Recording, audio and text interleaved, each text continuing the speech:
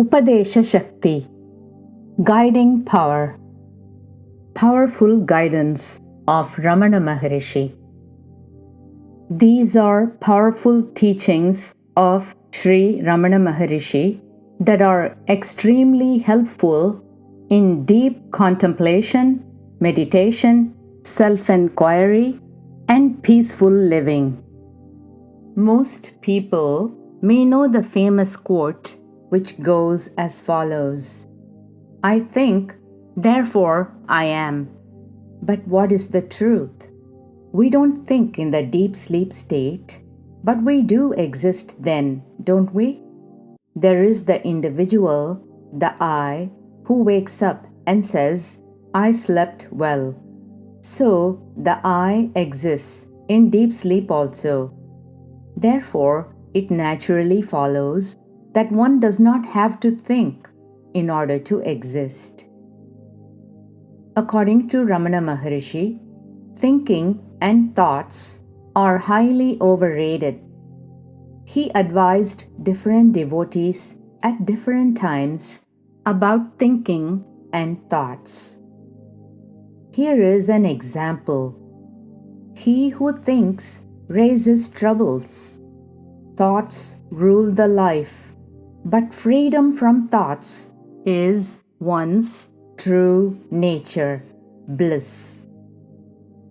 Here's another example. Thoughts are the enemy. And one more example is as follows. When a disciple asked Ramana Maharshi how he could recognize his own natural primal condition, Swarupa, Maharshi said, absolute freedom from thoughts is the state conducive to such recognition. So, thoughts are the cause of misery, unhappiness, or restlessness. For those who seek happiness and peace of mind, getting rid of thoughts is the main aim or goal of self-inquiry or deep meditation. Pretty much every time Ramana Maharshi had a conversation with a devotee about various issues and problems, whether physical or spiritual, the gist of his teachings was always as follows. Thoughts are the cause of all the problems. Give up thoughts. You need not give up anything else. The I thought rises first and creates a multitude of thoughts. This I thought is false, but creates thoughts which result in restlessness and misery. Find out from where this false, fake I thought arises.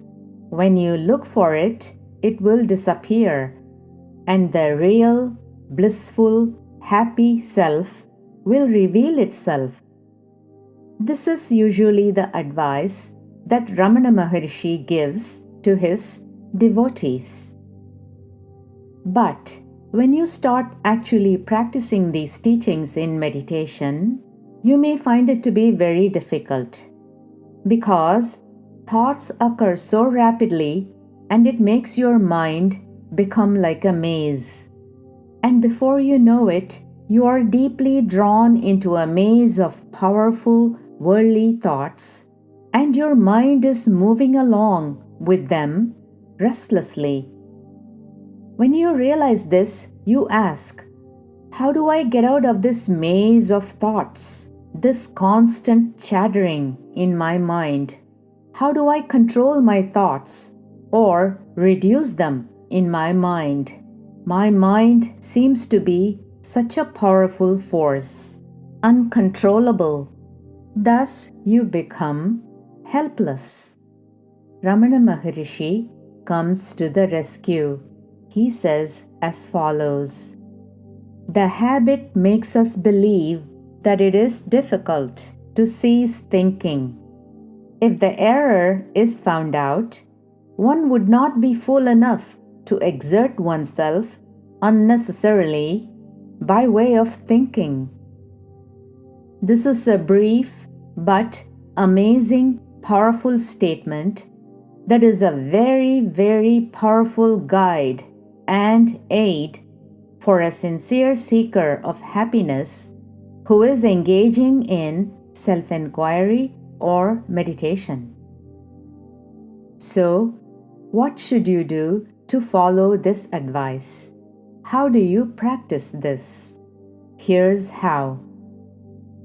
In your meditation, sitting alone and quietly, you must remember these words from Ramana and contemplate on them. The meaning of his words should be traced and understood. As soon as you intend to be quiet, thoughts will arise.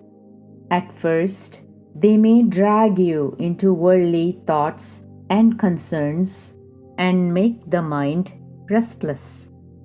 Your mind may give you excuses about why you should give up your meditation or self-inquiry. But as soon as such thoughts arise, bring your mind back to contemplating on Maharishi's advice, which is, the habit makes us believe that it is difficult to cease thinking. If the error is found out, one would not be fool enough to exert oneself unnecessarily by way of thinking. Keeping Maharishi's words in mind, ask yourself, why should I keep following all these thoughts? What is the benefit? They were not there in deep sleep, and I was happy. Now they have come, and they just make me restless and take away my peace of mind. Recognize that it is because of habit that you think so much. Tell yourself, it is indeed because of my thinking habit that I believe that I should follow every thought that arises. And it is because of my thinking habit I have this firm conviction that it is difficult to stop thinking, or that I won't exist if I don't think. But I really don't have to think at all. I can exist without thinking. In fact, I must be a fool to exert myself so much by way of unnecessary thinking. It is really foolish to keep wandering with all these thoughts and imagining things and be caught in a maze of restlessness. As Ramana Maharshi says, let me be quiet with just the I am feeling without thinking. By doing so, I will become mentally strong and peaceful. Convince yourself thus that less thinking means more happiness. Remind yourself that even a very little calm, quiet, and mental strength that you get during this inner quest process will help you carry on peacefully and calmly throughout the day. It will help you to endure troubles better and solve problems skillfully. Disturbing events or excitements will pass on without affecting you much. Remind yourself that your thinking furiously has nothing to do with the actual happenings in life. It is just a waste of time and energy. By the way, when you contemplate, as explained so far, the following thought may come to you. If I don't attend to my thoughts, how will my activities go on? To answer this question, Ramana Maharshi tells us that all your activities go on by themselves. You are not the doer. It is the higher power that does everything. You are its tool.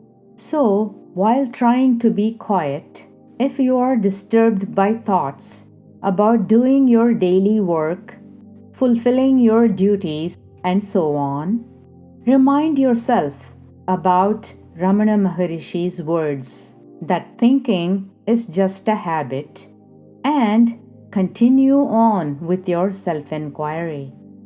In fact, not only during your meditation or self-inquiry or inner quest, but throughout the day, whenever possible, remember the sweet, profound, most useful words from Bhagavan Sri Ramana Maharshi. The habit makes us believe that it is difficult to cease thinking. If the error is found out, one would not be fool enough to exert oneself unnecessarily by way of thinking. What a genius is Ramana Maharshi, because by this one simple statement, he shows us a way to be happy and a way to control the mind to realize the self. Use this statement, this practical teaching, in your deep contemplation as well as in your worldly life.